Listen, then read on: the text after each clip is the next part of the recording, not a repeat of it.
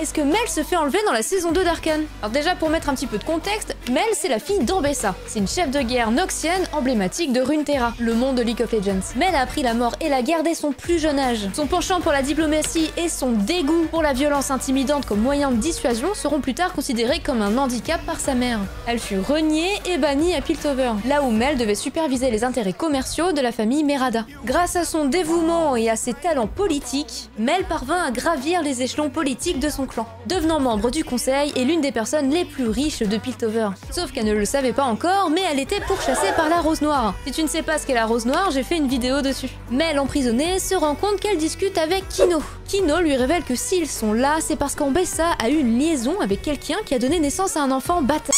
Enfant dont leur ravisseur a peur. Résolu à résoudre l'énigme de l'oculorum, Kino lui déconseille mais sa voix se met à se déformer. Mel se rend compte que quelque chose cloche et elle saisit le visage de Kino et le plaque contre un mur tandis que son apparence passe de Kino à Elora puis à elle-même. Avec un sourire, la fausse Mel engloutit Mel avec ses épines et l'emprisonne dans des épines enchaînées, seulement pour qu'elle se libère en réveillant un pouvoir caché en elle. S'éveillant à ses pouvoirs de mage, Mel, désormais couverte de tatouages dorés, se retrouve dans la même salle de torture élaborée que celle où sa mère avait exécuté un prisonnier autrefois. La sorcière illusoire, c'est le blanc, apparaît devant elle et pendant qu'elle parle, elle prend plusieurs formes et révèle qu'elle a tué son frère à cause de l'orgueil de sa mère. Comprenant que la sorcière veut la recruter, Mel lui demande ce que sa mère a fait pour mériter son mépris. La sorcière l'avertit d'une guerre imminente causée par sa mère et qu'elle est la clé pour l'empêcher. Elle offre ensuite à Mel un collier en signe d'acceptation de son offre.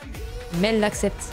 Par la suite, Mel se présente à sa mère et la supplie de revenir sur sa décision. Mais elle refuse. Après la destruction de l'orbe de Victor, Mel réprimande encore une fois sa mère et aide Caitlyn dans son duel face à Ambessa. Elle utilise ensuite le collier que lui a donné la sorcière de l'illusion qui convoque la sorcière et l'oblige à piéger Ambessa dans son royaume. Cependant, Mel y pénètre, libère sa mère du royaume puis écoute les dernières paroles d'Ambessa qui meurt dans ses bras. Quelque temps après la guerre, Mel devient la chef du clan Merada et se dirige vers Noxus. S'il y a des choses que tu n'as pas compris dans l'œuvre d'Arcane ou même dans d'autres œuvres, n'hésite pas à le dire en commentaire et n'oublie pas de t'abonner.